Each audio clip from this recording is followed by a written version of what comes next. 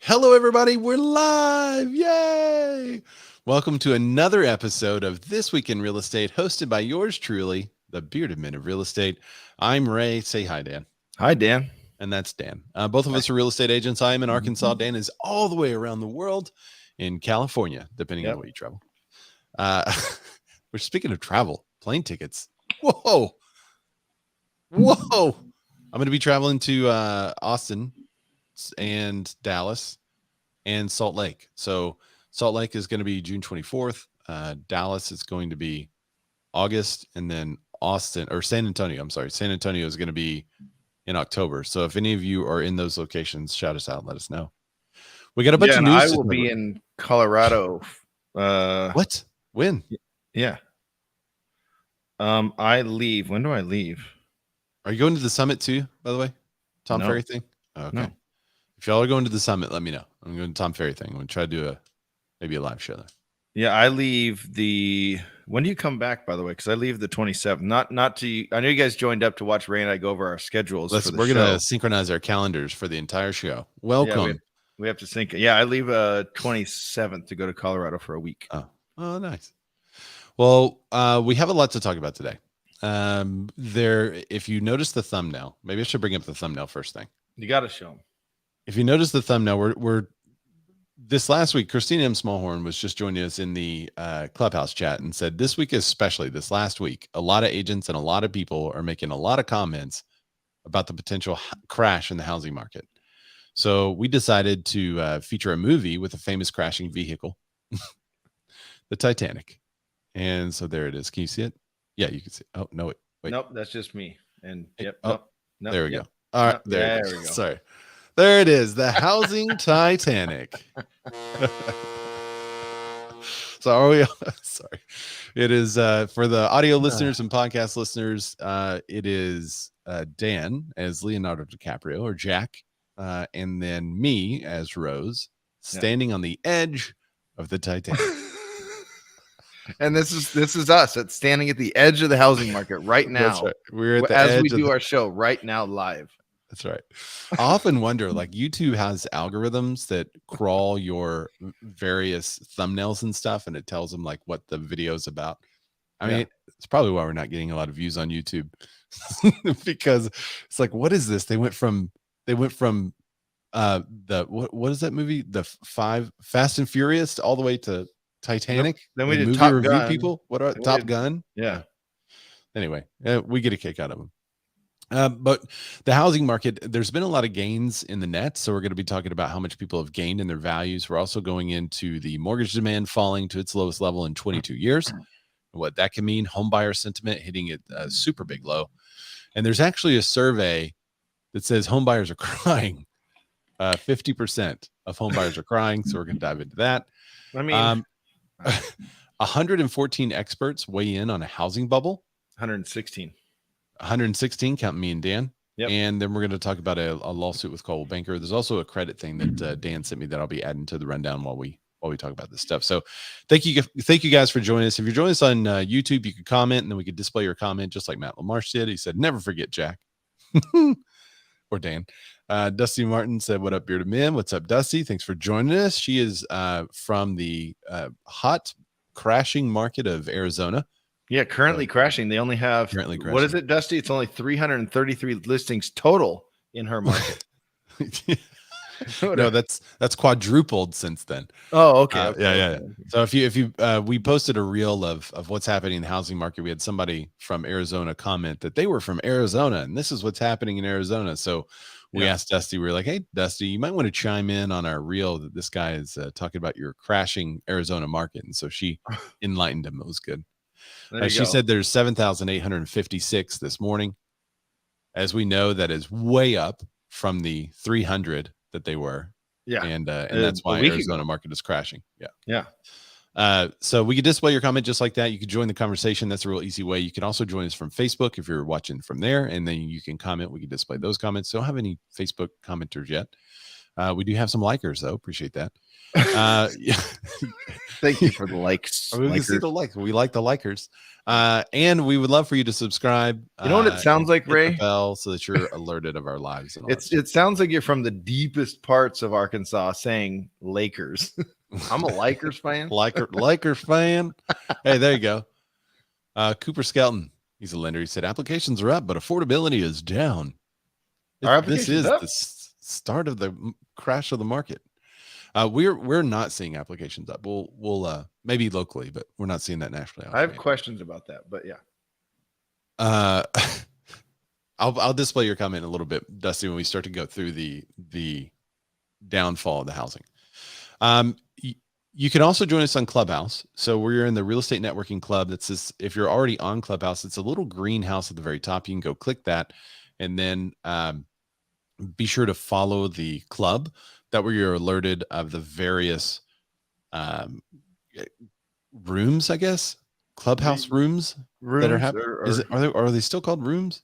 Forums, lounges, forums, stages. Some people refer to them as. Justin Conoco has one. He moved the Practical and Tactical. If you're following the Real Estate Networking Club for that, he moved that to I think it's 12 o'clock Central Time on Tuesday. So if you've been tuning in Mondays in the morning, look for that new time. Justin, you're here. You want to talk about that a little bit and tell us what you do on that show? Or are you literally here? I am. Thank you, Ray. Yeah. No, the Practical. Go ahead. No, I was just going to ask, what do you do on that show? Tell people so they could tune in. Yeah, so it started off as just a show where we could roundtable ideas, right?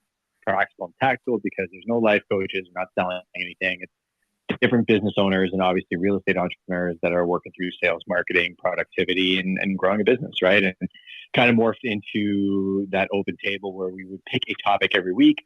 But I think the best format is really that open table Q&A. So Mondays, I just found it very difficult because of long weekends, holidays. I like being very consistent and showing up no matter what. And we also had some West Coasters coming in like ABC and some other awesome people. So we moved it to Tuesdays, 12 p.m. CST or 1 p.m. Eastern Standard Time, so that we can host that every week and make it more accessible to people. And later in the day.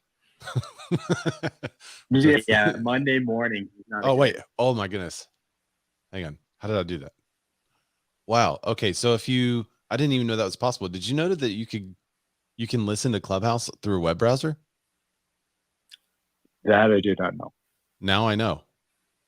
Huh. Hang on. Let me open it up again, and then I'll try to mute it right away. Just a second.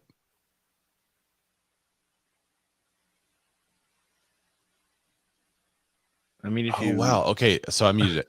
So that's really interesting. You can go to the Clubhouse website now. You can click any of the links to the rooms. And I was just going to check this to see what it looked like. But what I didn't know is it would automatically play the audio. So sorry about the reverb if everyone heard that. I might have been the only one to hear that. But yeah, I think you were. Oh, I was? Oh, no, I did not hear it. So it just sounded like I was really interrupting Justin, but I was hearing like massive that's really cool. You can listen in Clubhouse, or you can just go to the website. You can click on a link and go to the website and listen from the website. So that's cool. So you have it. Will it play in the background? Well, if I click on mute, you're just going to hear an echo. But yes, it'll play in the. You can be on your web browser and then just click to listen to a room. Which is nice. Cool. Yeah, I had no idea. Sorry, I interrupted you, Justin. There, it sounded. I was like flipping out. It just is like I was got so excited. I was just talking about moving it a little later in the day. What are you flipping out for? No. So, well, that's cool. Well, thanks for joining us, Justin. We also have Christina M. Smallhorn, who's a famous YouTuber. So be sure to check out her channel too. Scap, Andy, Matt, all in the audience from Georgia. And they are up on stage, moderators. So if you're joining us, feel free to follow the moderators, follow the conversation.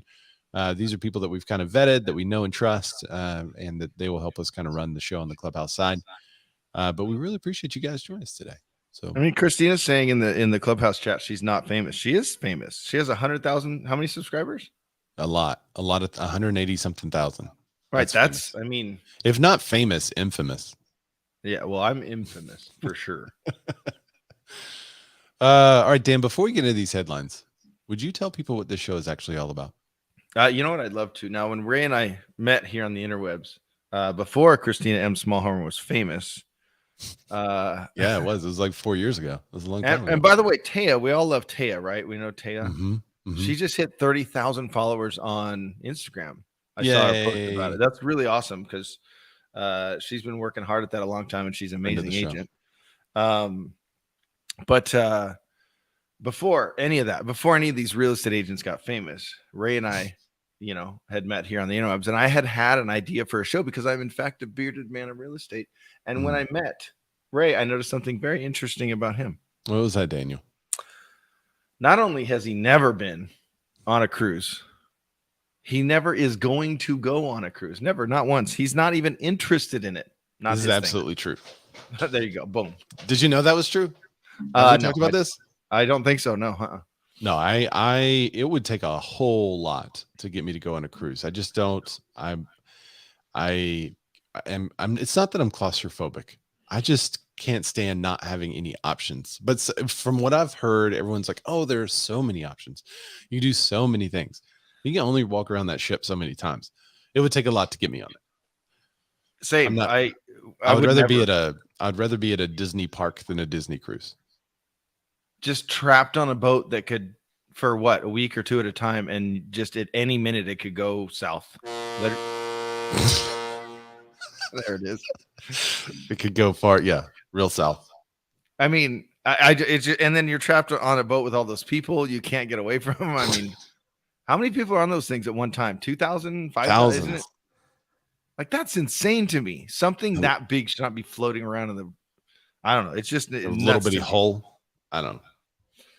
It would take a lot. Now, I have to say, like, if Disney was like, we have a galactic cruise and it's all Star Wars themed and you're on a boat, I'd probably want to go on that.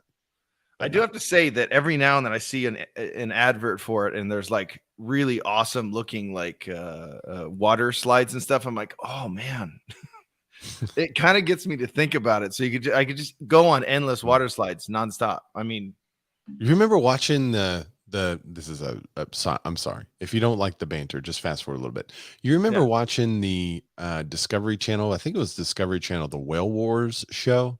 Oh yeah, I love that show. That was amazing. Absolutely. I think they got in trouble and had to take it off the air, but that was an amazing show. Well, I mean, that's a whole thing. You got to look into Paul Watson and Sea Shepherd and all. He has a big history. He was one of the guys at the beginning of Greenpeace and all that stuff, but he believes a little bit more in direct action. And they got into a little bit of trouble, but I mean, it's for a good cause. He's literally like, dude, if the oceans die, we all die. Yeah.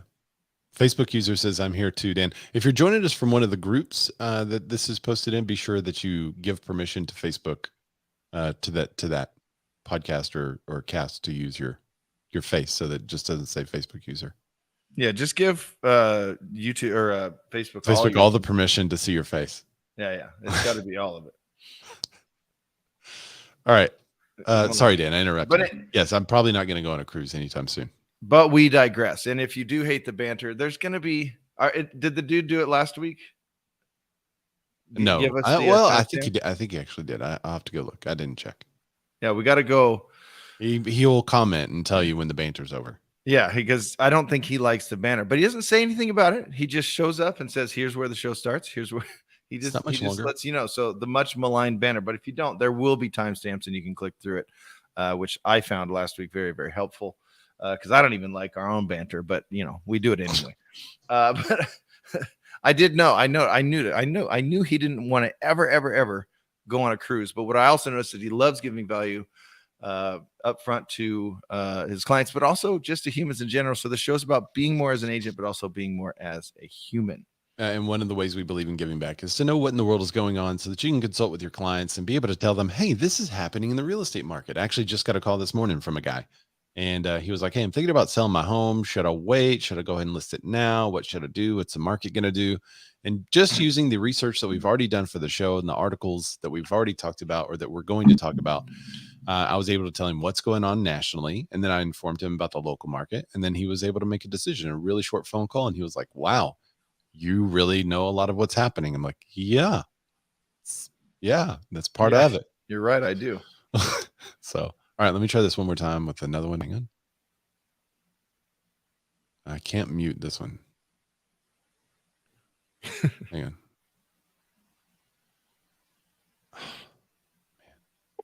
Really trying hard. So my goal there was I'm trying to get a display. So when one of our friends from Clubhouse says something, I'm trying to get something to display the Clubhouse room on the show so that people just don't like hear a voice from somewhere in the ether, that they actually can see who's talking and see the person. So I'm trying to come up with that way. I'll figure it out. May not be today, but we'll figure it's it another out. thing to add. It's another thing to add to the production. Yeah. Speaking of transitions, you ready, Dan? Absolutely. And just like that, we have new Titanic sounds, but we still don't have that. It's a hard one to find. Hey, it's Kinsey. Hi, Kins. Oh, hey, Kins. Amazing agent down in Florida. I think she's in she's on the west side of Florida, I think. Naples area, I think. Yeah, the website. Did you just say website for the W? Website? Website. www. All right. So, I almost forgot our paid Southwest transition. Florida. Hang on.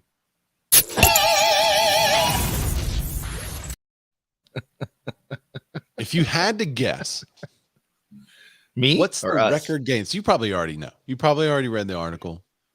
But what are the wealth gains that we've recorded in housing? Oh, I can't. We need Billions? answers in Clubhouse and Facebook and YouTube. I already know the answer to this. Billions. Y'all drop a comment. Billions, millions. How many hundred billions? How many hundred millions? Trillions? You think there's trillions that have been gained? Let's talk about it. CNBC has this article. Homeowners are in the money, and it just keeps coming. 2 years of rapidly rising home prices have pushed the nation's collective home buying equity to new highs. It says the amount of money that mortgage holders could pull out of their homes while still keeping a 20% equity cushion rose by an unprecedented number in the first quarter of this year. Now, this is just going through the first quarter. Justin, he's playing the Bob Barker. He said just kind of go at least $100. He's right. Flexing that Canadian knowledge. Yep, he is right. Let's see. This is the largest quarterly increase. That may give you a hint. Largest quarterly increase since the company Black Knight began tracking the figure in 2005. Mortgage holders' so-called tappable equity was up 34%. Oof. 34%. So Justin adjusted. He said, but more likely a quadrillion. Yeah, maybe shooting high. now, it's probably in that range. You know, it's in that range from 100 to 1 quadrillion. Well, it's the same thing. You know, I'm going to predict the market. You know, it's very likely that it could keep going up or possibly down. You know, that's what I think. So total tappable equity stood at 11 trillion, or 2 times the previous peak in 2006. That's 2 times. So the previous peak, 2006, had, I guess, 6.5 trillion tappable equity. It's currently at 11 trillion. So how much did that go up in the first quarter of this year to that number? That works out to an average of about $207,000 per homeowner. That's a wild stat to me because that's nationwide. That's not here in California equity, where prices are higher than there in Central Arkansas. That's wild to me. Let's see. So think about all those people. Yes, a lot of people got really, really good interest rates over the last couple of years, but think about the people that bought when, before the Great Recession and even in the 90s or even in the 2010s, early 2010s, and then refi. I mean, dude. Yeah. It's really a bifurcated landscape, one that grows ever more challenging for those who are choosing to purchase a home, but simultaneously a boon for those who are already own or have seen their housing wealth rise substantially over the last couple of years. So is this going to be a sign where, finally all the investors and stuff list all their properties? Depending on where you stand, this could be the best or worst of possible all markets. It's the best of times and the worst of times at the same time. Yes, that's exactly the quote I pulled because it's one of those same things. Ray's really confused by that. it's like a white beard hair that is hitting the light. So it's just creating a glitter moment on my nose. For those of you that are here for the beards, you got to also understand. I know this is a side note, but this is how my brain works. I apologize, people. You got to understand that here, the sides and the bottom, that's our beard. But this is our mustache game up here. And his mustache hair, he has one that's going boop. Like for those listening, it's doing a little curly Q and it's getting a little get the light. It looks like I have a nose, a little nose, like a piercing or something, like hanging out. It's very glinty. It really is. Chris, he's cheating. Chris said, "Is this the CNBC article you guys are talking about?" Thanks for admitting to cheating, coming up with the number. Teresa Williams Pastor says, "Hey, made it to the live again. Whoop! What's up? Thanks for joining us." All right, I'm gonna show the article now. Yeah. We're gonna give away. Oh wait. Hi. There it is. So far in the first quarter, home wealth gains are $1.2 trillion. That's substantial. Wow. In the first quarter of this year. That's just in the first quarter. Record-breaking home price appreciation, solid home sales, and high incomes are all contributing to stronger remodeling activity in our nation's major metros, especially in the South and West. So it looks like more and more people are remodeling. So I mean, okay, they're tapping that equity. Tap that. What about the people, Ray, at the end of last year, or let's say the last 2 quarters of last year, so June or early July on, right? Is it a good time to buy? Interest rates are, still great, but home prices are crazy. It's still a good time to buy. Well, in this quarter alone, there's been $1.2 trillion gained in equity. Yeah. So I just kind of keep going back to that conversation. I had this same thought the other day, or the same conversation with someone the other day. Imagine if you bought in 2013. Yeah. And then you go, well, geez, I waited until 2015. Yeah, but you bought in 2015. That's always kind of be the trend. And we have an article coming up that kind of talks about, is the market going to crash? Is the market going to go down? It's always kind of the right time to buy if you need to buy. It's always kind of the right time you need to buy. It's the time to buy. And, right now, even though interest rates are up, it's still a good time because in this last quarter, Ray, I mean, 1.2 trillion. Woof. Tell me the logic in this, Dan. Yes. It is not a good time to buy. So instead of buying, I'm going to rent and pay off someone else's mortgage. Okay. You want me to take that side? No, just saying. Yeah. I can't fathom how that's a better option. Okay. I can't either, especially with rents. Well, wait, hold on, Ray. Now, does rental have a place? Super low. They're historic lows, right? No, rents are super high. Oh, okay. But rent does have a place in the market. If you're not going to sell, Absolutely. or if you're not going to be in a place for, a year or two. If you like to be a little bit more transient, yeah, sure. Yeah. Absolutely. But it's definitely not the housing market is up, so I'm going to rent. Nope. Bad call. You're just going to be paying off the investor's mortgage instead of paying off your own. You're paying down someone else's dream instead of yours. Oh, that's good. All right. Let's talk about Matt. mortgages. What do you got? Matt has another number for us. Matt. Oh, wait. Let me go back to the chat. Matt Malarsh, which funny side number story.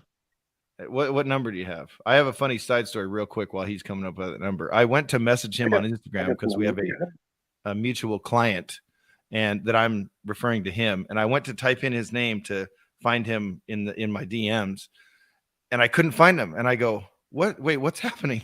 Did he unfollow? Did you block me? No, I was typing Matt Malarsh. You're typing the nick. That's awesome. Typing his nick.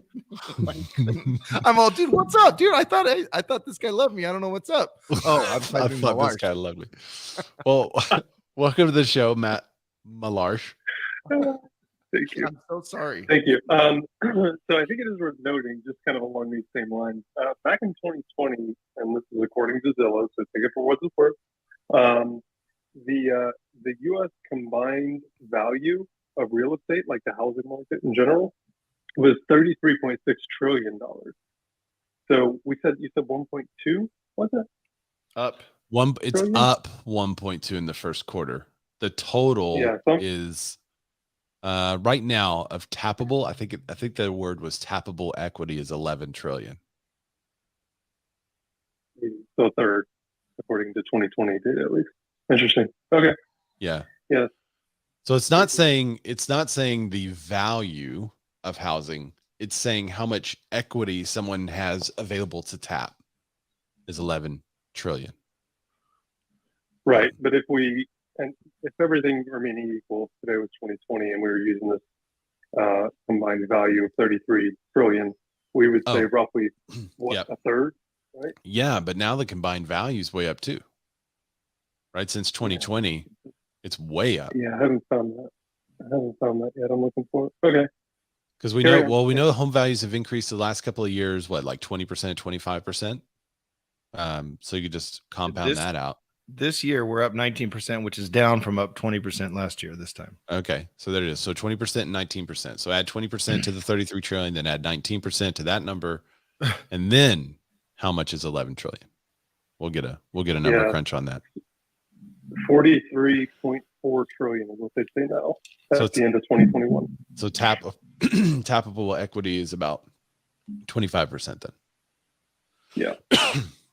And what did they just again? You got to. These are also mortgage holders. So I don't know that doesn't mean that the other 30 trillion has mortgages at all.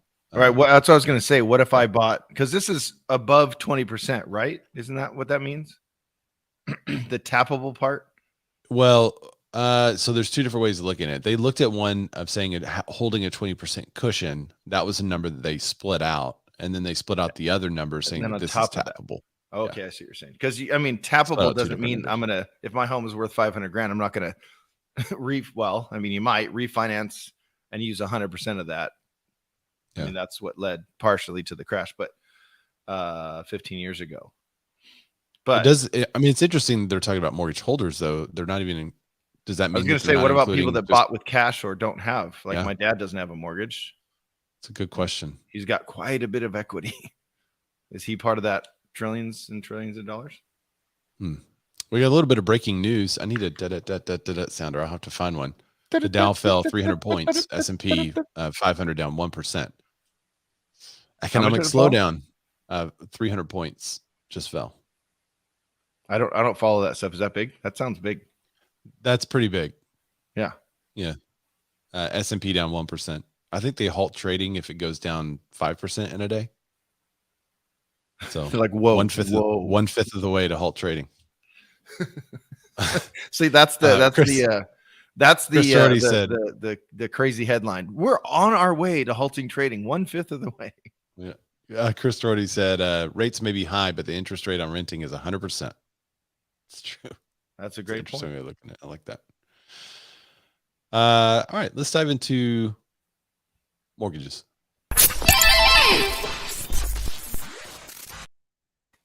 It's so funny. I have so many windows up that I have no idea which window this. Okay, there it is. I know.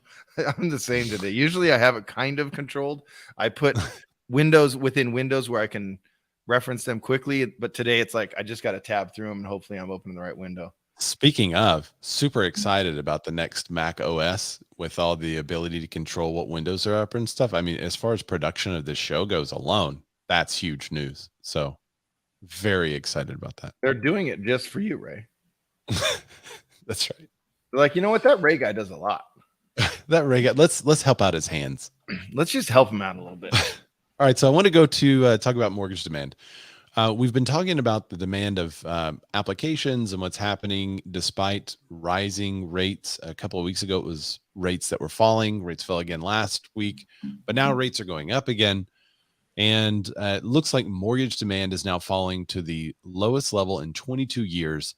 And it says amid the rising rates and the slowing home sales.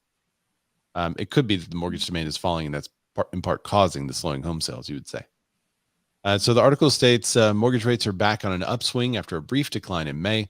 The housing market is still suffering from a lack of listings, and as a result, mortgage demand continues to drop.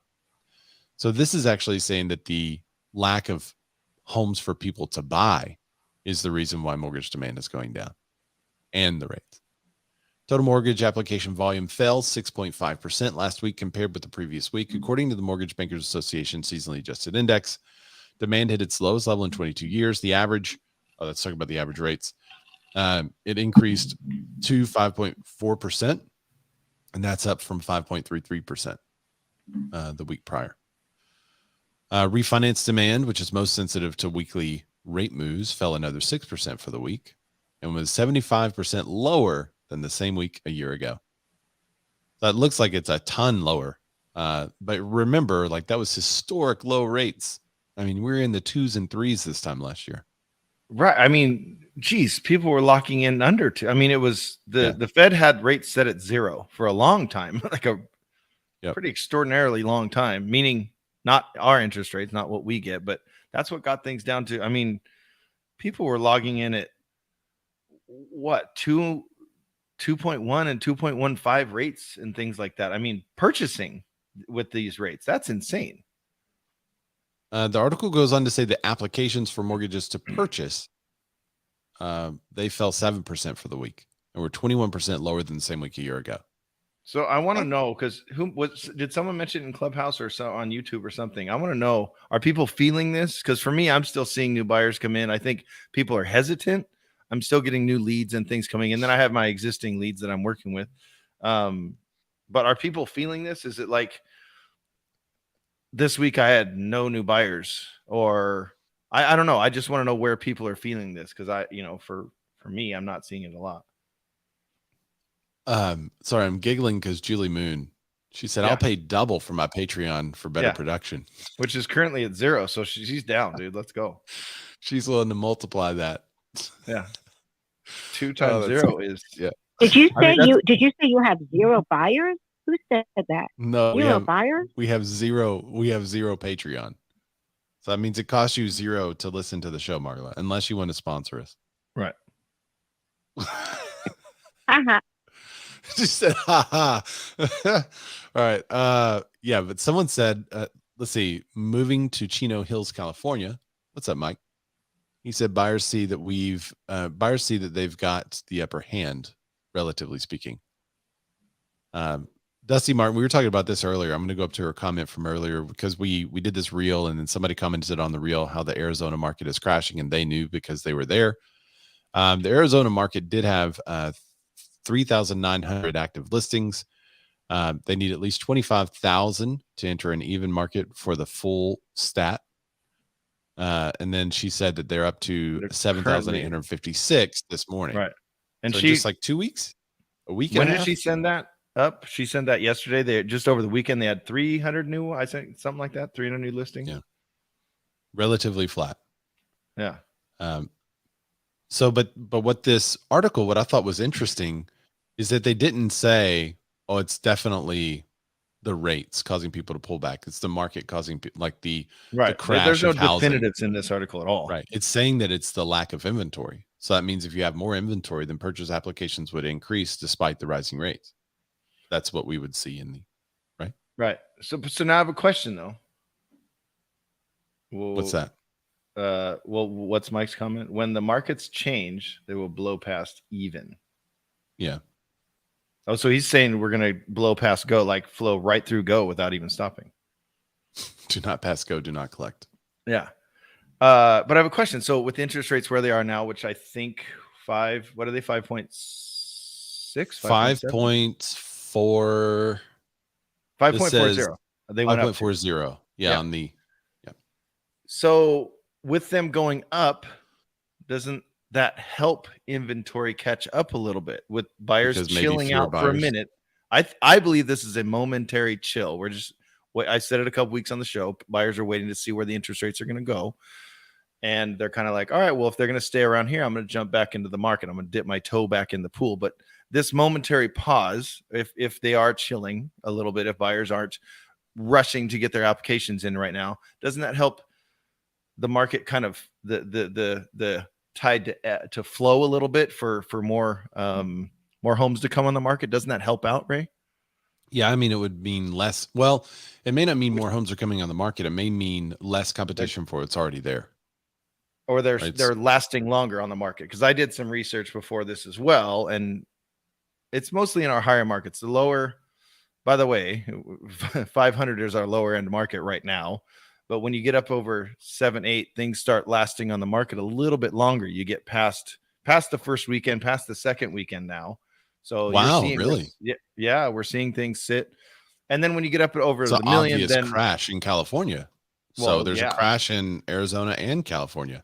Yep, we're reporting that first thing right here. There's an obvious crash. Edward Carlos is seeing buyer sticker shock at the moment. Does that mean? What does that mean? At the moment, they're pausing. Yeah, it's been happening for 2 years. But is that like they're pausing? They're like, dude, it's too crazy, and interest rates are up, so I'm chilling right now. What does that mean? I don't know. He's in define Arizona it for us, I think. So he's experienced the crash in Arizona right now. Dusty goes on to say, to put it in perspective, in Arizona, we are actually trending towards more sales than last year. People just need a place to live. Our luxury market is slightly slowed from 1 week of inventory to a month. Yeah. But everything under $1 million. Under $1 million is still less than 2 weeks of inventory. Wow. So it's crashing, is what she's saying. She's confirming the crash. And Edward's obviously seeing the crash as well because of the buyer sticker shock. But back to devil's advocate. Things slow a little bit, more inventory comes on. Prices, how do I say this? Prices rise slower. Doesn't that help buyers in the future? Well, Doesn't if it's a positive outlook for buyers. So last year, we just talked about those numbers. They increased 19%. So that's more than a 1% increase per month last year on average. Mm-hmm. So if it takes you 2 months to find a home, last year you were like looking at 2.2% higher of a price than it was when you first started looking for a house. So does the decrease in price acceleration help buyers? Sure. Absolutely. Yeah. But if they're also selling a house to then buy another one, does it make a difference? No. Because they're selling and they get the same market likely benefit of the appreciation, then they go buy, and now they have to give up some of that gain in order to purchase what they want. Unless they're moving, part of the mass exodus from California going to Arkansas, then now here's the question. There were a lot of people, there were a lot of big companies, hedge funds and everything that purchased property because they said, hey, we think the market is going to escalate really quickly and increase in values really quickly. And so there were some who bought for not a long-term hold. And the question is, how many of those big industry investors purchased massive amounts of property and now are going to look to take the gains off the table? Because if home prices begin to moderate back down to the 6% averages or the 3% average appreciation that we've been seeing for years, suddenly it's more attractive to then take your money out of the real estate market and put it into the stock market that can see 15 to 20% per year growth, especially now that stocks are on sale. So I'm wondering how much inventory is about to hit the market from investors that were playing maybe a shorter term game. I don't know how many of those were purchased in that mindset, but if there were a lot purchased, then you could see a lot more homes hitting the market as investors are getting out of that portfolio and moving their money somewhere else for a while. Yeah, because I saw a stat I was reading through. I forget which article it was. I think it was Ray. It was video only. I watched it. I didn't make too many notes. Yeah. But the new construction or housing starts are up, which is a good sign. And he went through a lot of different stats. And one of those stats was millennial buyers. I think he said 23 million this year. It's expected to be 29 million next year. Yeah, so that's good. Then they're supposed to, they're getting to that age where they're got to move out of the mom's basement. So what was that, 30? In Arizona, they said last year they had gains between 35 and 60% a year. This year, we're already surpassed 10% gains.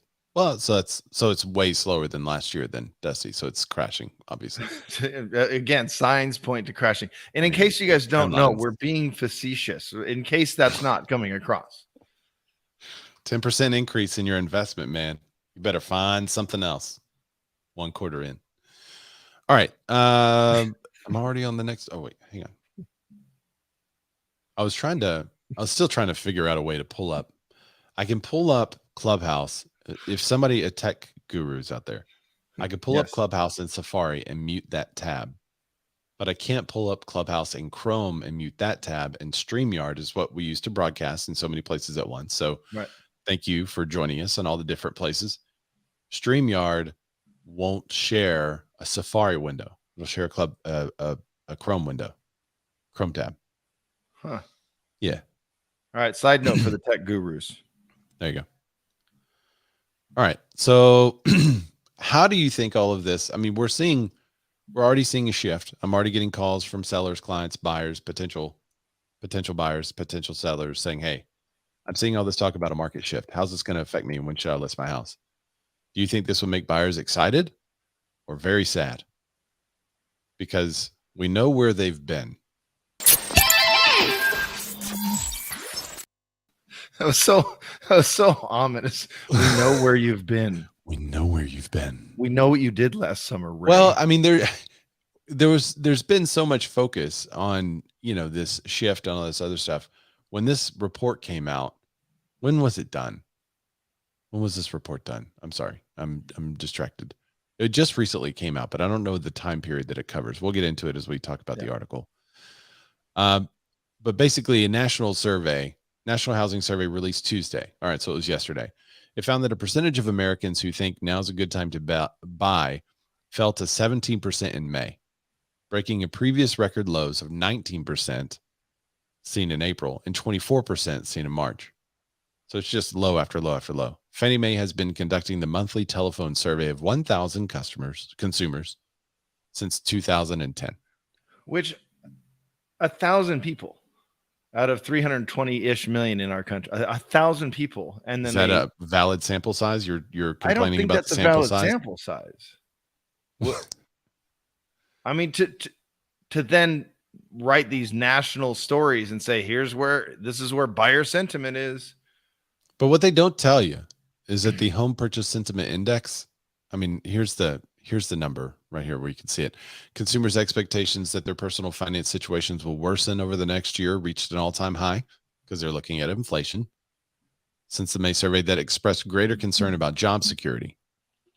So here's the home purchase sentiment index is at 68.2 in May.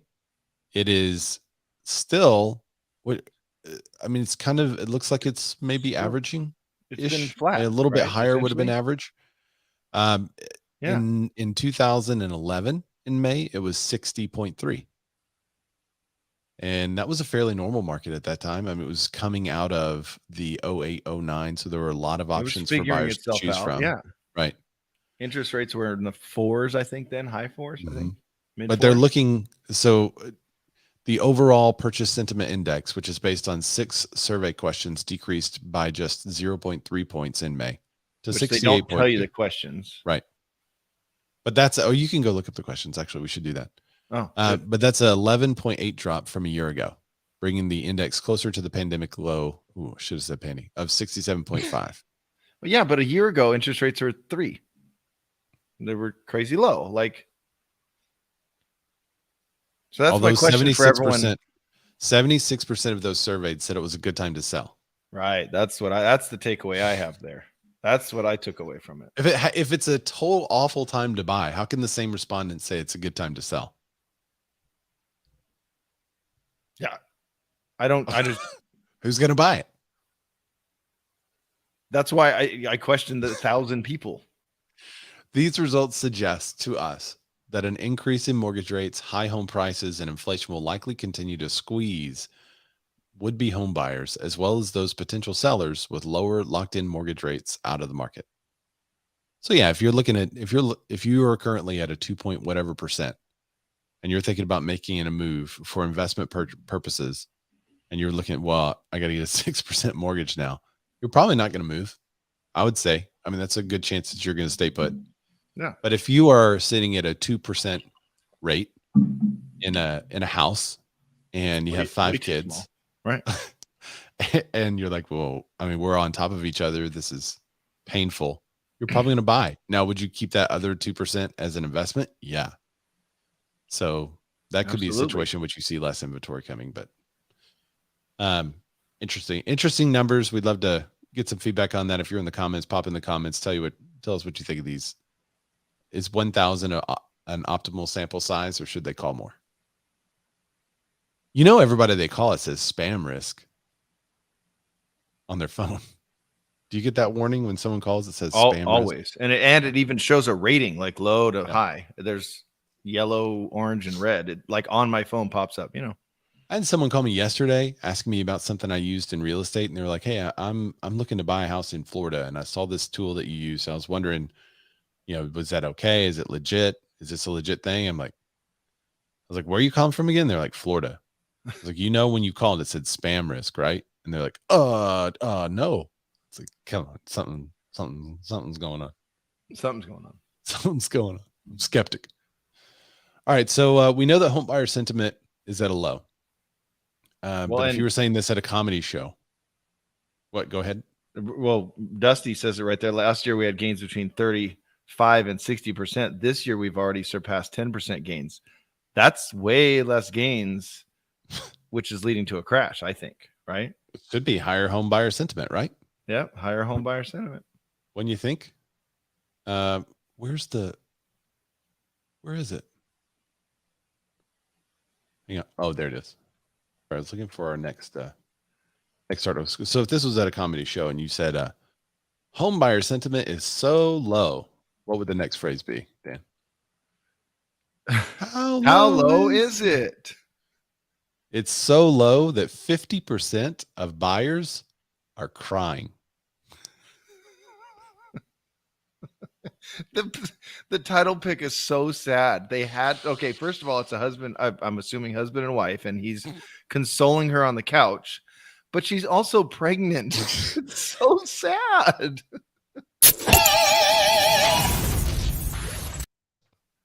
Half of home buyers cry at least once while shopping for a home, survey says. And this one is 2,000 people. Scap mentions it in Clubhouse, in the Clubhouse chat. Location, fellas, location. Those numbers mean nothing to a specific location. So where are these 1,000 people? Where are they scattered about the country? Where are these 2,000 people that are crying? And by the way, I don't disagree with this survey necessarily. I get this.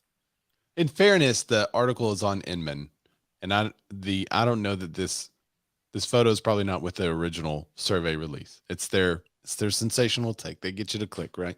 Yeah. 50% of people who bought a home over the last 2 years say the process brought them to tears, according to a new survey conducted by Zillow. Buying a home can be stressful. I cry when they use surveys conducted by Zillow. Buying a home can be stressful. Planning a wedding, getting fired. What? What did they say? Job change. Half of whom find themselves in tears at least once during the process. The findings came at a point when the housing market came to be defined by low inventory and high demand, with 60% of home sellers reporting that at least 2 offers on their home. While increased mortgage rates have begun to shift the market, intense competition and higher prices persist. Nearly half of homes sold during April 2022 were going for above asking price. That's up from 37% in 2021. I was surprised to see, I was running some numbers locally, and I was surprised to see that this neighborhood that I was looking at is a very desirable neighborhood, but you would think that the list price to sell price ratio would be a little different than what I saw. What I saw was a 99.1% list price to sell price. So they were still selling for 0.9% lower, almost 1% lower than what it was listed for on average. And that was surprising to me, because whenever we list a property, if it's listed correctly, we sell a little bit above where it's listed. We try not to get the like $100,000 gain, because that means we definitely mispriced the property. We try to price it correctly, and usually it does run up a little bit. But I was surprised to see. Now, is this what tier? What market tier is this? Lower third, middle, upper third? I would say just above middle. So our median home price as of this week is in the 270s, and these home prices were 350 to 500. Okay. So it was interesting. I thought it would be, I was thinking it would be a different number. Yeah. Well, especially with everything, all the agents, I get 50% above list. Well, you listed the property incorrectly, dillhole. Yeah. So I thought this was an interesting article, maybe one for you guys to talk about on the social media channels. Hey, are you looking to buy a house? Have you cried during the home buying process? What made you cry? Buying a home is not like buying another asset. It's deeply personal and emotional. Zillow Home Trends expert Amanda Pendleton said. I kept wanting to say Peloton. Pendleton? Probably Pendleton. While you make an offer on your home, you likely have envisioned your life there. If you lose out on a home to a stronger offer, it can feel like losing the future that you've already started planning. Now, Did any of these surveys say when you got the home were these tears of joy? Are they describing the tears? On Yahoo Finance? That's what so Yahoo. I don't know if y'all follow Yahoo. Is it Yahoo or Yahoo? All right, Yahoo. Well, Yahoo Finance has a couple of Yahoos reading there these you go. articles. That's how you say that, yeah. And they're like they're making their own like newscast about it. And one of the newscasters was like, "Well, I'm sure sellers are crying tears of joy." It's like, okay, but it actually says the survey finds that even when they're ultimately successful, a large share of buyers in today's competitive market experience heartache and stress. Wow. I still think it's kind of always stressful though. I mean, Dusty says it. Buyers have always cried. In the bottom of the market, they made 9 offers and couldn't compete with investor cash, and those were for homes with walls missing. Now I think she means in 2009, 10, 11. Now it's for livable homes and cash. Mm-hmm. So I think it's tough, in a competitive market. But then, so whenever we see a flattening or we go towards a buyer's market in a couple 3 years, right? Are we going to have articles that say half of sellers cry when they sell their home? I mean, so the Salt Lickers say that's interesting. I cry when I shop for gas. I like that he shops for gas. You have to shop for gas. Yeah, now. if you have to shop for gas, it's a high, I think. So I remember doing real estate during the downturn in 08 and 09. And I remember sellers at the closing table crying. And that's one of the big reasons why in Arkansas, we do split closings now, where a buyer can choose their own title company, a seller can choose their own title company, and everybody closes at whatever time is most convenient for them with their own title company. And in part, I think that came out of buyers who are ecstatic that they're buying their first home, young, super excited family, and they get to the closing table and there's someone that's just absolutely in tears and shattered that they're bringing $100,000 to close. So I think those kind of encourage some people to split those up. Melissa Mara agrees with you on the photo. It's a super sad looking photo. As I said, Amara, it's a sad photo. And then I noticed that she's expecting, and I'm like, geez, dude, like, what are we doing here? And she's so sad. That's the question they want you to ask by being a greedy real estate agent. Yeah, you're a greedy real estate agent that makes buyers cry. That's right. Grr. Let me find that other article that you sent me real quick. We'll slide that one in here. Do you want to talk about it while I'm bringing it up? It's taking forever to load for some reason. Yeah, it's got a lot of articles. You want to solo on you real quick and just kind of vamp for a second? No reason why, Ray. No reason. No. So so whenever we do solo on this, just for the listeners out there, it's usually because Dan's got to reset his camera. There is a fix for that, Dan, by the way. I was watching YouTube. I was actually watching some of the trial, the herd depth trial. Johnny, Amber. I don't want to say it. So fascinating. Yeah. So I was watching that, and I was watching lawyers react to various parts of the trial because you could kind of hear their expert opinion. Yeah. And one of the attorneys, his camera kept resetting.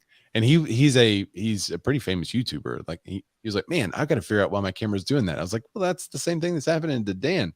Yeah. So there's a setting on it supposedly that you can fix, but on the D3400, I know it's a total side thing, but yeah, I'll have to, because the only fix I found was literally to put a rubber band around it and hold that button down. Low tech is sometimes the best tech. Yeah. So I don't know. I don't mind getting up. I like every now and then when I surprise Ray and he goes, oh, and he stretch. I'm like, I can't.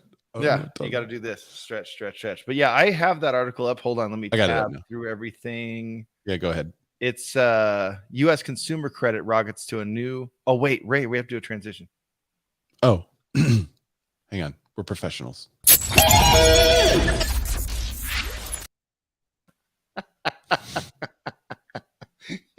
Hang on. We're professionals.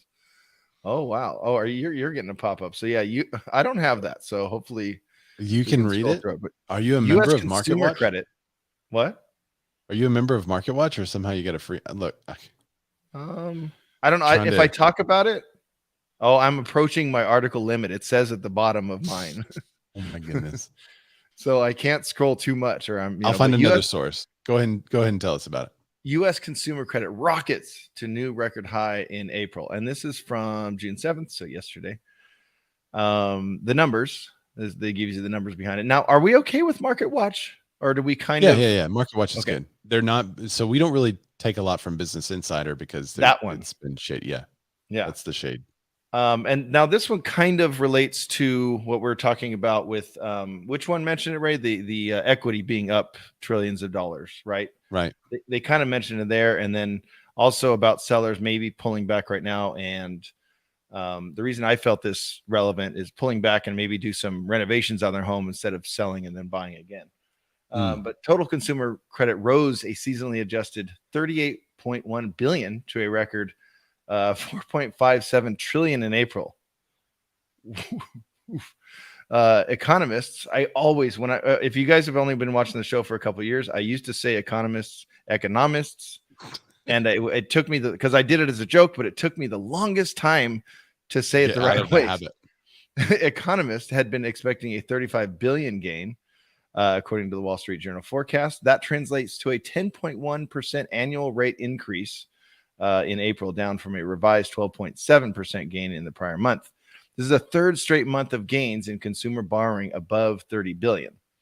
Key details: revolving credit, like credit cards, rose at a 19.6% rate in April to a record of 1.1 trillion. That's a slower pace than 29% gain the prior month. So that's... Now I want to ask these questions, because is this a good thing or a bad thing? Right. So non-revolving credit, typically auto and student loans, rose at a 7.1% rate to a record 3.5 trillion. That's down slightly. The Fed's data does not include mortgage loans, which is the largest category of household debt, right?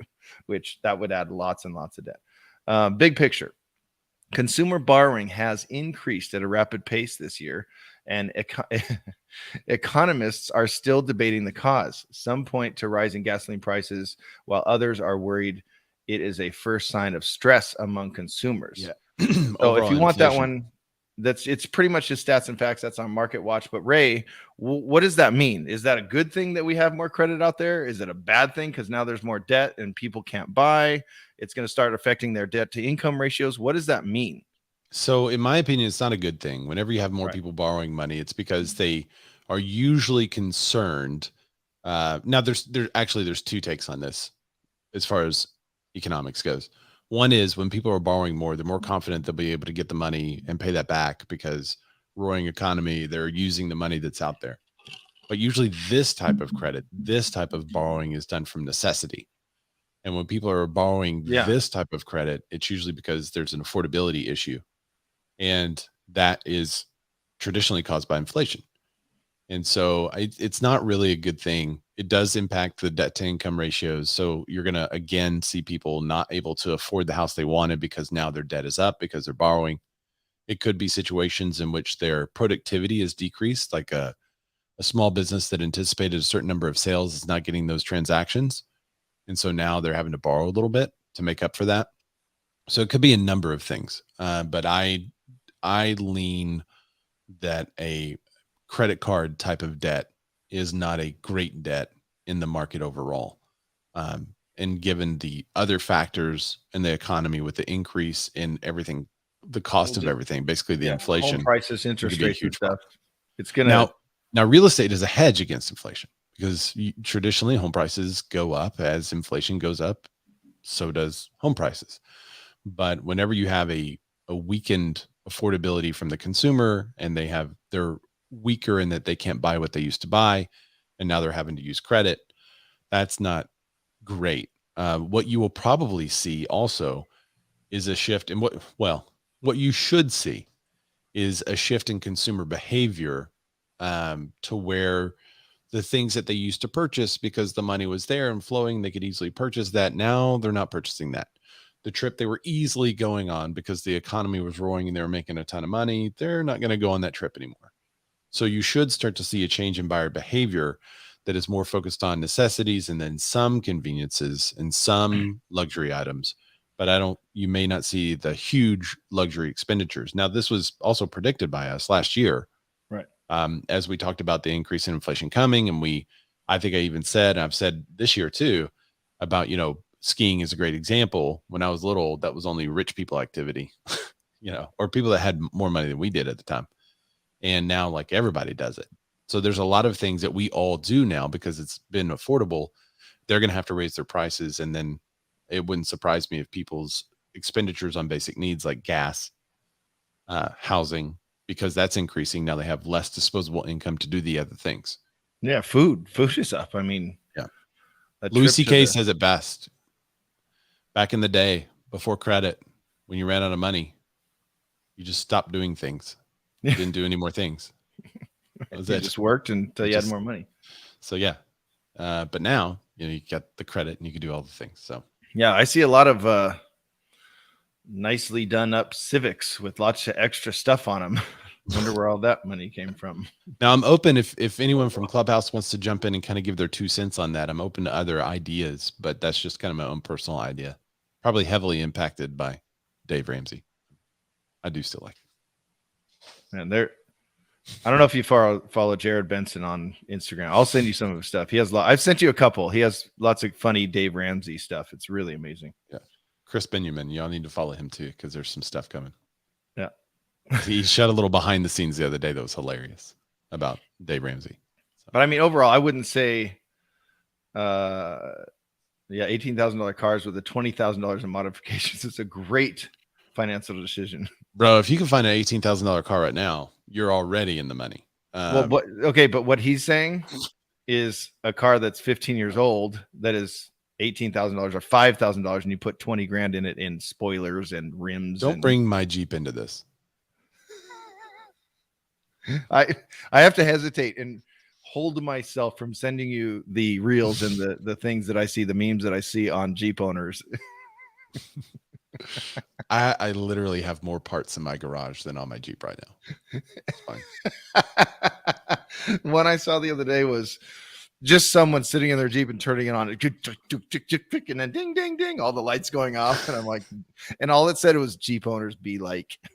I have 2 lights on right now that one day I'll get fixed. So he really needs ABS and traction control. Of Ray's Jeep ownership, he's probably dead on with the credit assessment that he just gave. I agree. We all have one splurge. Okay. It's my dream car. I will run about it quite a bit, and then I look at consumer reports. It's got a roll cage. It's totally safe.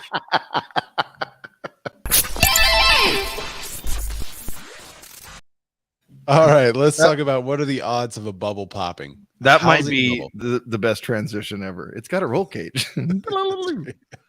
So what are the odds of a housing bubble? 114 experts weigh in. More than 100 experts, housing experts surveyed by Zillow, generally agreed that the home prices wouldn't face a big downturn. So this gets into the exact question that I had last week. If you recall, I was like, no one is saying out there home prices will not go down. Oh my goodness. This is all the articles we read, the title will say something, but then you read all their quotes from all these different CEOs, except for I always forget his name. Glenn Kelman. Kelman. Yeah. He was Redfin guy. The Redfin guy. He was really saying like, look, chill. It's because I think you were saying it, Ray. She was kind of going at him like, it's going to crash, right? Everything's going to crash, right? And he's like, whoa, calm down. I don't see that happening. I'm actually doing a Canva, not a Canva, a carousel on this on my Canva. So a carousel on your Canva. Okay. I'm doing a carousel in Canva about the housing bubble. So stay tuned to the Insta, which is down there. But carousel on your Canva using bizarre art, right? No, there's Bazaar is not really good on the computer. Canva is not good on your phone. So I use Canva on the computer and Bazaar on the phone. That's how I make our thumbnails, by the way, guys. Just so you know. Jeep owners equals survivors of the death wobble. And dude, we rented, I don't know when, we were so excited. We went to, as a family, we went to Kauai in Hawaii. Ooh. And we were so excited. We're like, dude, we're going to get a Jeep. We're going to have the top down the whole time. The climate's 75 to 85, intermittent showers. It's amazing. We got it. We drove from the airport to our hotel. Hair, beard. Oh my gosh. And so after everything down, by the way, the top down, all the sides off, all the zippers down, everything. By the time we get there, we're like, dude, We need to mitigate this a little bit. Oh, that's so great. No, I love it. Only going 50 the entire time. Little bit overwhelming. I've driven a 3-hour trip with the entire thing, top off, doors off, everything. And when I got to where I was going, I felt like my arm hair was still moving. Yep, I know that feeling from our trip to Hawaii. Sorry. All right, back on this. That's banter in the middle of a show. We apologize. My bad. That's right. All right, so let's talk about the housing bubble. There's one take that says even if it burst, it probably wouldn't sting too much. That's the consensus of a group of 114 economists and housing experts polled recently by Pulseonomics for Zillow's home price expectation survey. Did you get surveyed, Dan? No, I didn't. Instead of worrying about a possible bubble, most of the experts maybe from Inman. missed call, spam risk. Yeah. Instead of worrying about a possible bubble, most of the experts are keeping their eyes on the chances of a small recession.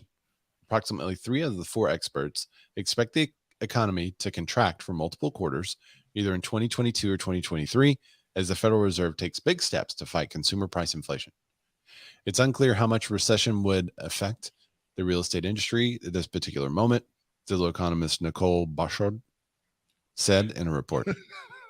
Although the Great Recession was triggered by a housing crash, it's an outlier in the grand history of recessions, which have often strengthened the investment in housing due to its relative stability and as an asset.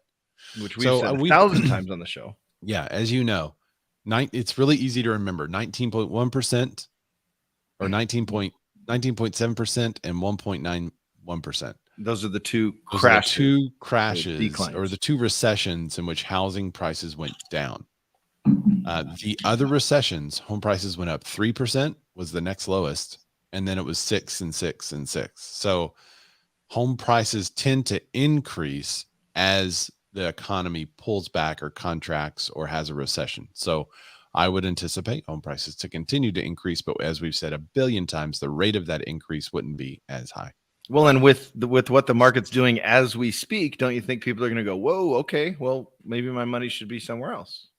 Yeah. Maybe in something that's a longer term, better investment that's going to increase, much more stably in a much more stable manner. Like Bitcoin. So approximately 60% of the experts believe that today's housing prices aren't decoupled from market fundamentals, but are explained instead by factors like supply and demand and are backed mostly by sound lending policies. So basically, the market is fluctuating how it is because of supply and demand, not and because lenders are still giving loans to those who need the loans and deserve the qualify loans. for. And can qualify for the loans and not just no doc stated income balloon mortgages, liar loans. Experts believe that the pace of price increases are nearly certain to slow, which is what we've said a lot. Home price gains. The recent spike in mortgage rates, which now exceed 5%, we'll see to that. Okay. This is a quote from Con. Oh, no, he's not in this one. Dang it. Terry Loebs, Pulseonomics founder. With home values at record high levels and the vast majority of experts projecting additional price increases this year and beyond, home prices and expectations remain buoyant. So it's read that one. Yep. Basically what it's saying is that we're not going to sink.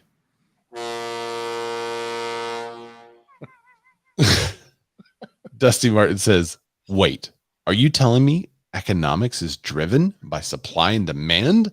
Shocking. That is what we're saying. Yeah, that's exactly what we're saying. So I don't think this is surprising. Is there anyone on Clubhouse that this is surprising or has a different take or on YouTube or anything? I don't think this is super surprising. No, this is not surprising to any of us. I think if somebody's tuning into this show, this is not surprising to them. I think who this is going to be surprising to are the people that get most of their news from, an MSNBC type of source, which is sensational about the crash.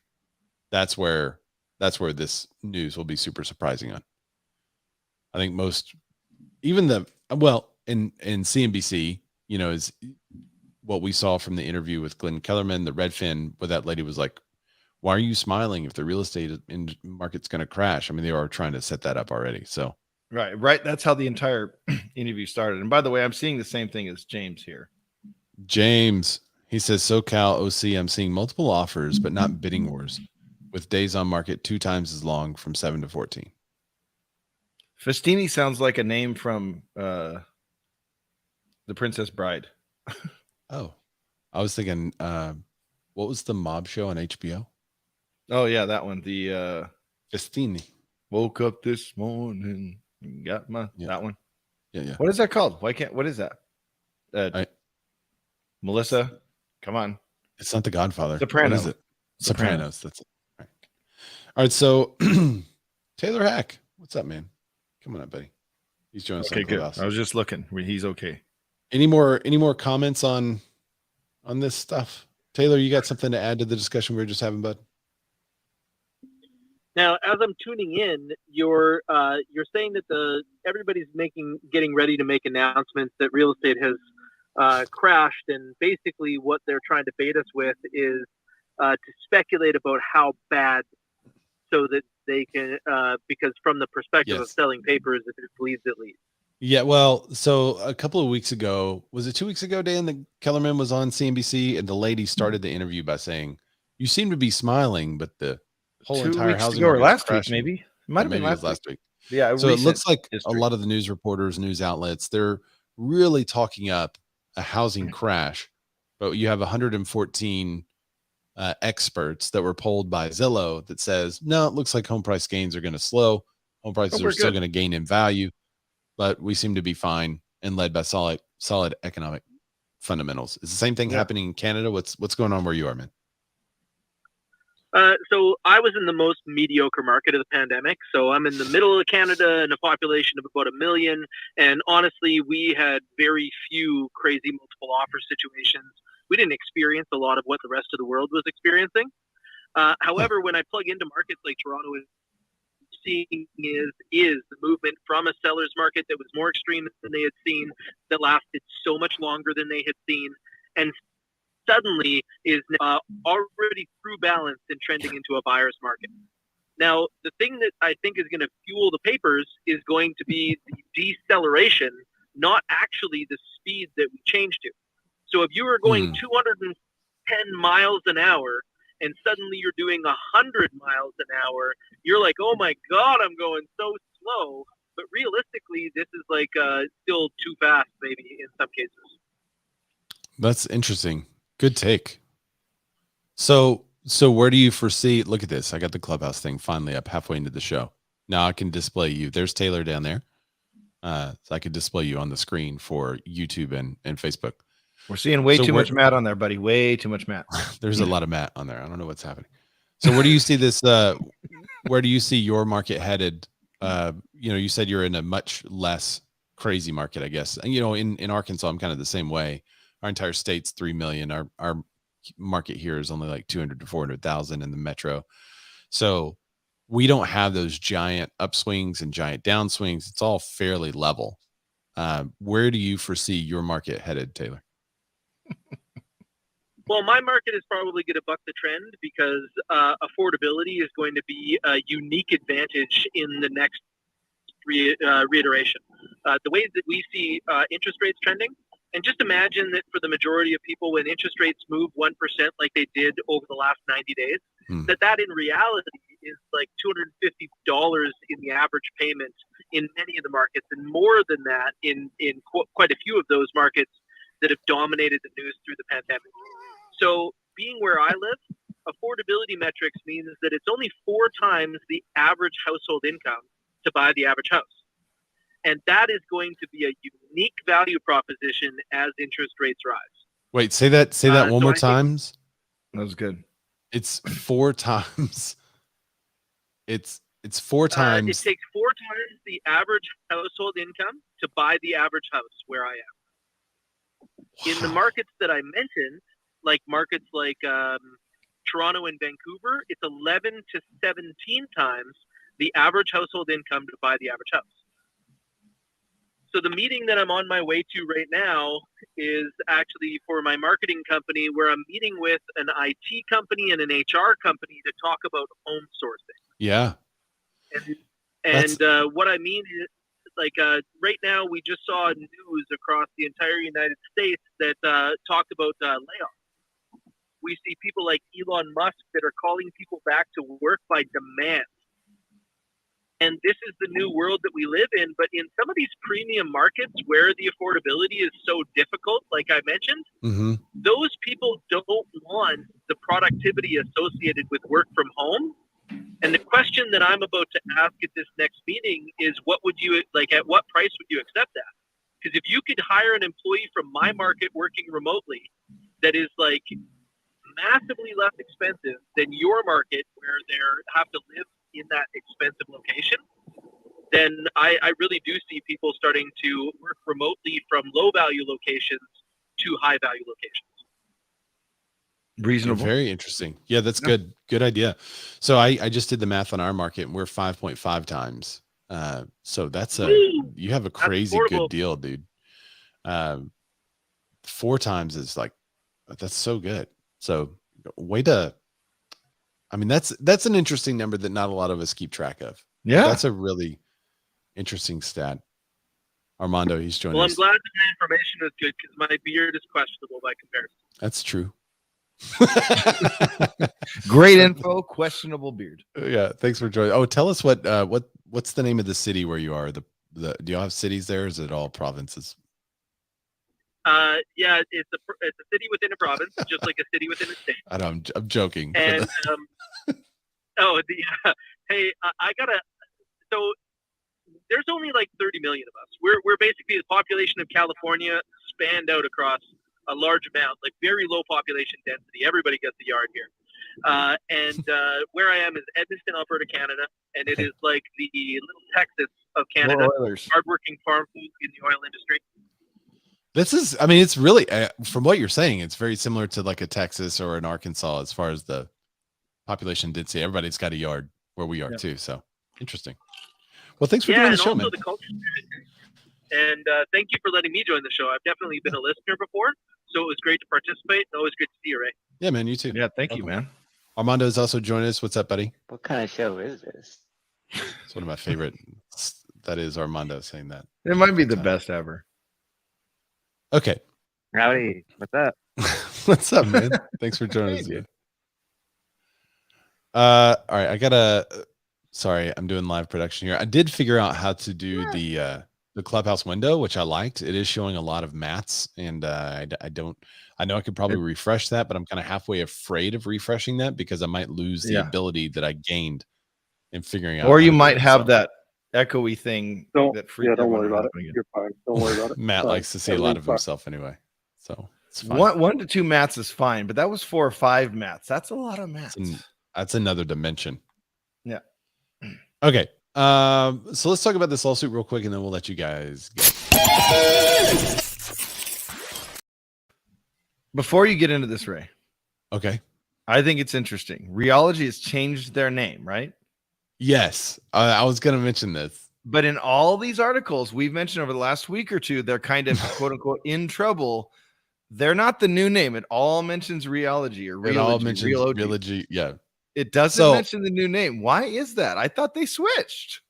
I thought they did switch too. And I'm wondering if maybe they switched and are pulling back, or did they legit switch and then these news outlets haven't picked up on it? Or is it the reason they're switching? Is it the reason they're switching because of all the bad PR that Reology got? Reology's getting a lot of bad PR and you don't know how to say their name. So they're like, we're anywhere now. Anywhere but Reology. Anywhere but the courthouse. Anywhere but the courthouse is where you can find us. All right, let's take a look. Coldwell Banker agent cold call suit heads to trial as a class action. So this is a big deal because it allows a whole bunch more people to enter the fray. What happened? Coldwell Banker agent was cold calling and called people on the do not call list, and that person complained and then started to sue that agent for calling. And now the suit has been opened up instead of that one agent's individual case to a class action suit. A lawsuit against Reology over cold calls from Coldwell Banker agents is heading to trial as a class action now that the appeals court has rejected the request for review from the brokerage giant. First filed in 2019, which we covered at the time, which is why we're bringing it up again today. That's a long time to have a case sit there, but I guess some but lawyers make more money when they take longer to settle. Well, it probably had something to do with the pandy too, I guess. Maybe. I guess so. The court's grant of class action certification is the first and most important step in relief for hundreds of thousands of people who received incessant unwanted telemarketing calls from Coldwell Banker real estate agents. That it specifically just mentions Coldwell Banker, not agents. Yeah. Right. Incessant unwanted telemarketing calls from Coldwell Banker. Let's see. The parent company, Realogy Brokerage Group, also known now as Anywhere, I think. Anywhere. Encourages and assists. So this is what it was. This is a quote from, who's this quote? I'm sorry. I'm looking for the person that said this. I think this may be in the complaint.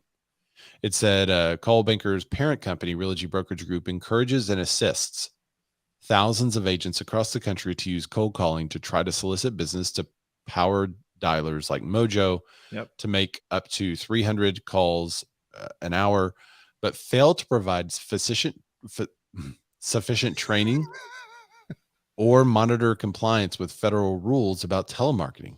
So this is 100% the agent's decision. I use Mojo and it's the agent's decision to call, but what they're saying is that the training and information provided by the parent company wasn't sufficient to properly train the agents on who not to call. That's not true. It's not true. Well, you are not in that company. I'm not in that company. You don't know what they said. Anywhere, but I use Mojo every single day of my life, except for weekends. Okay. And it says right there, as you click on the button, it tells you. Okay, so let's say people like Ray, you came to my website, right? Yeah. You found me and said, hey, I like this dude's beard. Maybe he's a good real estate. I'm going to go on his website. I'm going to look at houses, or I'm going to ask him what my home is valued at. Now you've opened the door and I can reach out and say, hey, you reached out to my website. How can I help you? Do you need a value on our home? You looking to purchase? Stop calling me, you cold caller. Okay, cool. I hit right there, or you can opt out. If I send you a text message through Boomtown, which we use, that says at the end of the text message to opt out, go ahead and hit this button or say stop or whatever. You can end that. Yeah. You can tell me that. I put you in do not call. I update everything. Boom. How do you know if I'm on the do not call list already? Okay, so now if you reach out to me, that opens the door, right? You've invited the vampire in, right? And then when we talk, or if I just text you or send you an email, you can just say, hey, I opt out. I wasn't really looking. I was just curious about my home value, but I'm never selling. They're going to bury me under this house. You're that guy, right? Yeah. And I say, okay, cool. You reached out to me, so I wanted to see how I can help you. I wanted to add value to your current situation. You don't want it? That's fine with me. And I never call them again. Now, the cold calling, when I call different geo farms and say, hey, when are you thinking about moving? I want to know when you're going to make the move and sell your home. Oh, Ray. Oh, that's what a time. Didn't you reset it like less than 30 minutes ago? It should not have done that. It's usually on a 30-minute timer. It might be on a heat timer, actually. I know. Maybe it's changed its timer. Anyway, yeah. That'll be good for the editors. Yeah, the editors. Anyway. Ray, don't you think this is hysterical? How all these people have nothing more to do with themselves, but when they get an annoying call, instead of what you, I, and everyone else does, we just hang up and move on with our lives, they stop their lives and they figure out how to report where the agent come, where is it, which brokerage is this agent from, because how do they remember, how is that important? They take time out of their lives to actually follow up and report them for what? For annoying 30 seconds of the day? I mean, no, it's not. So the problem is the number of calls. Yeah. Okay, Marty, let's put you in these shoes, right? So you have a house that's a very desirable neighborhood, very desirable area, and you get a call from a real estate agent and they're asking you to list. And you're like, no, thank you. I don't want to list. Okay, great. And then they call you again. And then they call you again. And then the person they're working with calls you. And then all 400 agents at that brokerage, because they're trained to call you constantly, call you. This is the type of thing that was happening. It wasn't just one call here and there. It's that they were constantly getting called and that they were already on a do not call list. And I will be honest with you, every time I'm called, if I have the company name that calls, I make a note of it. And because I'm on the do not call list. Right. And if I see a class action come across, I'm going to join it. I'm You're going to jump your in and be like, $12. oh, that was me. I'm going to get my $13. Yeah. But the interesting note is that each one of those, I think it's a call or a text. When this case was originally talked about, we talked about the value of that. It's $11,000. That's the fine, I think it is, per text or per unwanted phone call. At the time that we talked about this article 2-3 years ago. That's a lot. And so I think it's less of a, for people like this, it's less of a, oh, I don't have anything better to do. It's more of, this needs to stop. And I'm going to do what I can to try to get it to stop. I wish I could not have those spammy calls all the time. All right. So I'll keep going on this. Let me read one more thing. The court affirmed here, and also I want to get into the kind of the details. You were about to tell us what Mojo does. Does Mojo tell you they're on the DNC? Yeah. So that's I gave you the point before my camera decided to interrupt me about if you reach out to me and then we speak and say, don't ever call me, I don't ever call you again. And then there's a category in Boomtown, just trash, boom. And we don't ever follow up again. And everything else stops. All of the drips stop. All of the emails stop. Everything stops. Now, well, this is when I go through, go ahead. Go ahead. No, you go ahead. So you can pull numbers through Mojo and say, here's the geo farm. Here's the area I want to call. Give me the numbers. And then it gives you the option. Do you want to call the DNC list people or not? And you say, no, filter them out. And usually, let's say it brings up 600 numbers. It's going to filter out 200 or 300 people. So out of 600, you're getting more like 350 to actually call. And then while I'm calling, I have a little option in Mojo as I'm calling. If they say, don't call me again, you just hit DNC and it categorizes them again. Don't ever call again. They will not come up if I call that list again and again. Right. James says Mojo does indicate DNC is Mojo sources the number. Right. So, and, but you can add them yourself. Compliance. Yeah. You can add them yourself. You can either put them on bad number, but you can also hit DNC right there. So this is 100%. If they're using Mojo, they cannot say that I didn't know about DNC because the company didn't tell me. They're just deferring or trying to skirt the blame here. I believe 100%. That's Does Vulcan 7 have that option as well? Because yes. I think our company's going to do 7 once a ban of emergency in New York State lifts, because we're in a COVID emergency ban. We're not allowed to cold call. But as soon as it lifts, we're going to do Vulcan 7. Yeah, Vulcan 7, I think, does have that. I've used that in the past, and that does. Dusty says the robocalls have gotten so bad for my mom, she now leaves the phone she's had for 40 years off the hook. It just rings incessantly 24/7. So, yeah, some people are just disconnecting their phone line completely. The court here affirmed that there is an efficient and fair way to resolve the claims all at once. That's why they did the the whole class action part of this. I'm trying to find the original. Let's see, in their zeal to find clients, get more commissions. That's how they always frame real estate agents. But they didn't take sufficient precautions to ensure their agents do not engage in harassing telephone practices. In particular, the Realogy defendants have failed to adopt sufficient procedures to ensure their agents don't call potential customers. And number 2, maintain adequate up-to-date company-specific do not call list. And number 3, prohibit their agents from illegally using artificial or pre-recorded messages. And part of this suit says that the people received dozens of recorded messages, like calls that were pre-recorded messages. What do they call that? Slide dial, where it just goes right into your voicemail? There's a sly broadcast that goes right into your voicemail as if you called. And that may be no call. So you do not get to deny it. I can't tell if that's what they're talking about, though. If they're talking about that, or if they're talking about the that whenever they answered the phone, it was a pre-recorded message. Oh, now with Mojo, if they answer, so if 2 people answer at once, one gets my quick callback, and then I go live with the other person. But the quick callback it just essentially there's nothing there. It's like I hung up. So yeah. It's not like a pre-recorded. It's just like I hung up. So the claim, I remember the claim from 2019 when we first talked about it, and there's not a lot of information or details on this one, I don't think.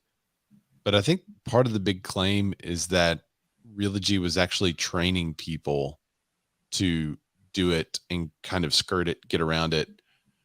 But that's allegedly, of course. I think that was part of the problem.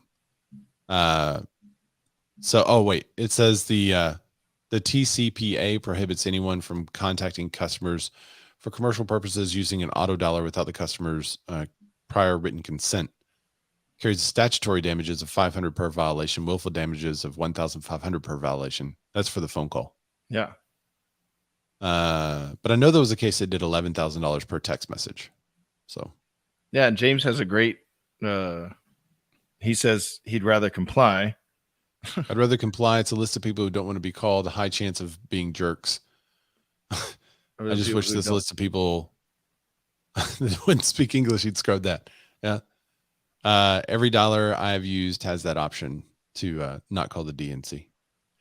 So I think where the article makes the mistake is saying that they had them use Mojo, and we all know that Mojo has something that allows people to scrub the DNC off of it.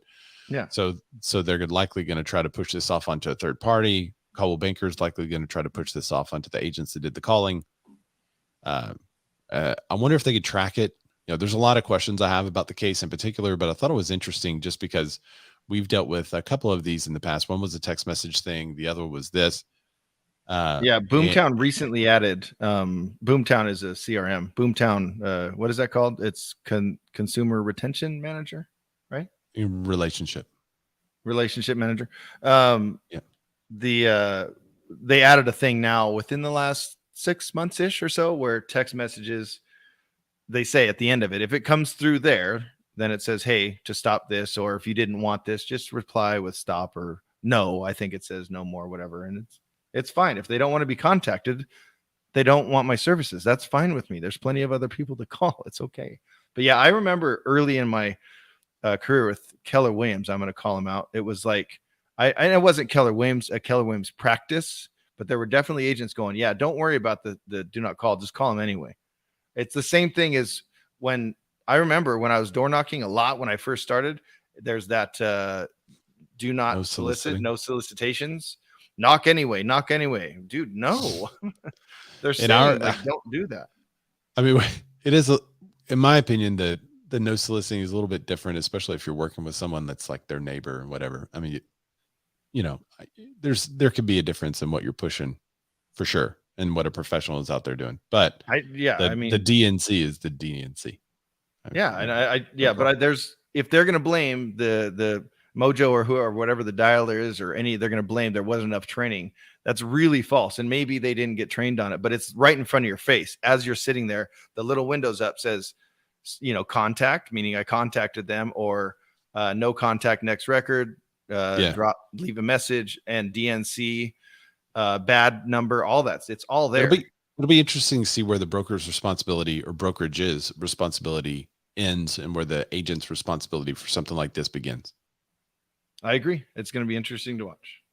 Yeah. Good. This is a great wrap up from James. He says, if you're going to take calling seriously, comply. Thank you, James. I have to go to lunch now. Yeah, me too. Speaking of, Dan, could you tell everybody where they can find you? You know what? I've been getting a lot more followers here on D-Letter-Grocks over on Instagram right there. DLUDWIGROCKS. I'm trying to post more real estate stuff, but you know, kind of anti-agent stuff. I like to be a little bit different there. Not broke agent-ish. A little bit, but more. You know, just try to change it up a little bit so you don't see the same thing all over it. But I do every now and then. I see a couple reels that are just funny, and you go click on the profile, and it's a real estate agent making something funny, a little different take, and I really respect that because real estate gets quite boring, so it's fun to change it up a little bit, which I like to do. Ray, where can they find you? Yeah, if you're into more boring real estate stuff, it's Ray Zorback. That's RayZorback. Everywhere good Razorbacks are sold. Exactly where I was going. Ray posts a ton of boring stuff, but it's good content. It's just boring. Who's yelling? Make sure you find Dan. Dan, I love my Oakley, replicas.com. So just make sure you find him out there. He's throwing shade on the shades. Good grief. Come on. I had to provide something today. That's Scap. He's our resident appraiser. So if you're a real estate agent and don't like him, now you know why. Yeah. And yeah, there you go. Dusty's is I have a big passion for homeless lock boxes. Whenever I take one off, I usually do a video or a reel about it saying, just for the low cost of signing the contract today, you can help this lockbox here have a home and live. It literally has one purpose. You can help its purpose. You can help it live its purpose. Homeless But lockboxes. Scap is just jealous he can't pull these off. That's what it really is. That's right. Yeah, let's see you do a real Scap. Honestly, just wait. I got a nice, good pair coming in for golf next week. I can't wait to just take a picture, send it to you, Dan, and be like, hey, look, go match for match, bro, because it kind of looked like that. So, by the way, these are Kirkland signature. Kirkland. Is that Costco? Yeah. Yeah. I should get some. We have a Costco here now. Super excited. All right, sorry. I know we gotta go. Is it that like so calm out there? Do you have to go to Costco for your classes? Yeah, that's cool, man. I wear blenders traditionally, but Costco is now all the rage. But I love my blenders. It's just hard to maintain them because they could get a little scratch on them so easly. But anyway, I don't have a thing. I just wear what I like, man. If I put it on and it flows and it vibes, I'm in. And these vibe, dude. All right, guys. Game over for us. We'll see y'all next time. Thanks for joining. Peace. Bye. Love you guys.